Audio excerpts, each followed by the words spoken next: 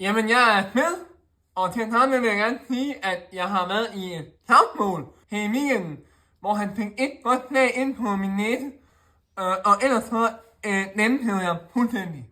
Jeg trænger til at ryge, og ja, det ligner, at jeg har været i en olietyn hen over hele natten, men det har jeg ikke. Jeg har bare snottet hele dagen af, så det er faktisk sådan ud. Og jeg trænger til en fløj. Min arm, den er i en fordi at den kom også til skade, og jeg trænger til en fløj. Ja, jamen jeg fucking falder helt vildt syg, som en fucking havnearbejder. Så tænker jeg øl, som var det vand. Jeg vil aldrig have en fløj. Jeg tænker af jern og sned hele tiden. Stinker sned.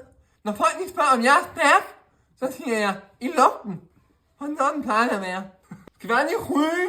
Ja, jeg har sne over mig, og jeg tjener måske på den anden side af 1 million, men det er ikke noget, jeg så går og flager med. Jeg bruger alle mine penge på lort. Lort og maskiner og andet lort.